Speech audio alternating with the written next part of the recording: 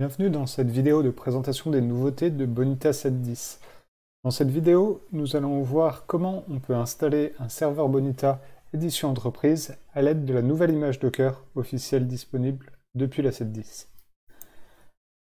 Si vous utilisez Bonita, vous savez que pour mettre à disposition les applications créées et développées dans Bonita Studio, vous devez installer un serveur. Actuellement, il existe deux options pour installer ce serveur. Soit d'une part l'utilisation d'un bundle Bonita Tomcat, ou alors l'utilisation d'une image Docker. L'intérêt de l'image Docker réside dans la simplicité d'installation et la rapidité de celle-ci. Jusqu'à présent, il était possible d'installer à l'aide d'une image Docker l'édition communautaire, et depuis la 7.10, une image Docker est disponible pour l'édition entreprise. C'est ce que nous allons voir dans une courte démonstration ici, comment on peut très rapidement installer un serveur Bonita en édition entreprise en utilisant une image Docker. Vu qu'on va travailler avec une image Docker édition entreprise, on ne l'obtient pas depuis les serveurs Docker publics, on va l'obtenir depuis un registre privé. Ici, l'image est hébergée chez Quay.io et donc on a besoin de se loguer, de s'identifier auprès de ce serveur. Les informations nécessaires pour cette authentification sont disponibles sur le portail client Bonita. Donc c'est la première étape. Ici je suis déjà logué, donc je vais passer directement à la seconde étape qui est d'obtenir l'image Docker de Bonita édition entreprise depuis les serveurs de Quay.io. Donc ici pour cela on exécute la commande docker pull. On précise qu'on souhaite l'édition souscription en version ici 7.10.0. Donc ici j'avais déjà téléchargé cette version localement, donc c'est pour ça que j'ai ces messages qui m'indiquent que tout est déjà disponible, et donc je peux passer à l'étape suivante. Vu qu'on est, comme je l'ai dit, sur une édition entreprise, on va avoir besoin d'un fichier de licence, et donc pour obtenir ce fichier, on a besoin d'une clé de licence. La génération de cette clé va être effectuée par l'exécution de l'image Docker qu'on vient de télécharger. Donc on va créer un conteneur en se basant sur cette image et on va exécuter dans ce conteneur ici, on le voit à la fin, le dernier paramètre, on va exécuter le script GenerateRequestKey qui va nous afficher la clé nécessaire pour ensuite obtenir un fichier de licence.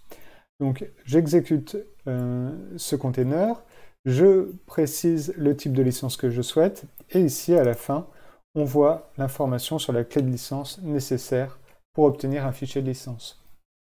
Une fois que j'ai téléchargé ce fichier de licence, ici je l'avais déjà précédemment téléchargé, je vais pouvoir exécuter mon container. Donc si on regarde un peu les paramètres nécessaires à l'exécution du container, on indique le nom que va porter ce container et le nom de l'hôte, donc de la machine virtuelle créée pour ce container. On va monter un volume, donc ici c'est mon dossier en local où j'ai téléchargé le fichier de licence. Il va être monté à l'intérieur du container dans ce dossier, donc ici ce dossier ne change pas. On a le port 8080 donc, sur lequel va écouter le serveur Bonita, et on précise enfin l'image, donc l'image Docker qu'on a précédemment téléchargée, qui va être exécutée. Et donc là, on a démarré le serveur. On peut suivre l'exécution du serveur grâce à la commande docker logs. Et ici, donc, on voit le serveur qui est en train de démarrer. Ce qu'on peut constater ici, c'est qu'il utilise la base H2.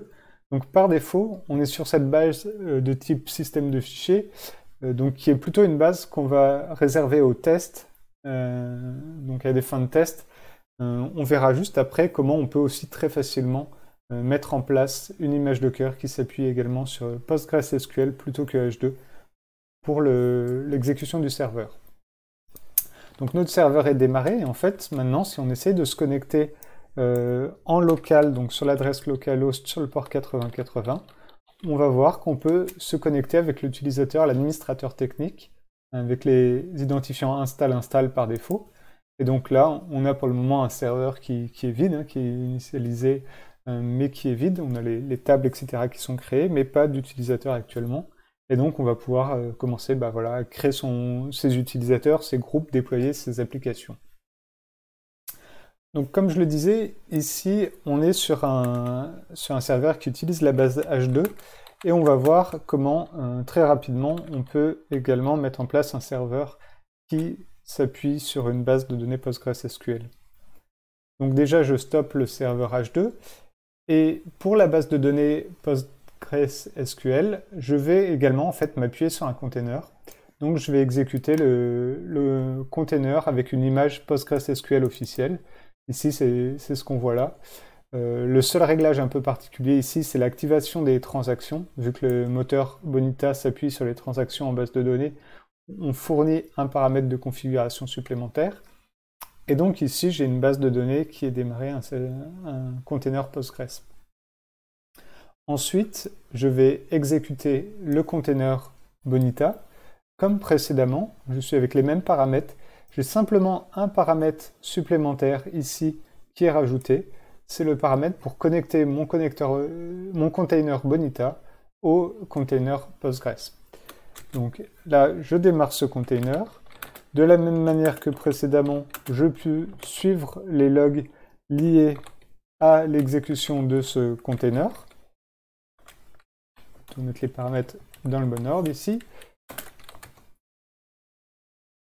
Donc là, on va bien voir qu'on démarre cette fois-ci sur Postgres, ici. On n'est plus sur la base H2. Et donc, de la même manière ici, toutes les tables en base de données, etc. sont créées au démarrage. Et là, je vais pouvoir revenir sur mon serveur, à nouveau me connecter avec l'utilisateur install, et j'aurai accès à un serveur prêt à être utilisé. Donc voilà pour cette vidéo qui présente comment on peut très rapidement, grâce aux images Docker Bonita, mettre en place un serveur, donc que ce soit un serveur à des fins de test d'intégration ou un serveur de production configuré par exemple avec une base de données PostgreSQL. Merci d'avoir suivi cette vidéo et suivez la playlist pour de futures vidéos à propos de la sortie de la version 7.10.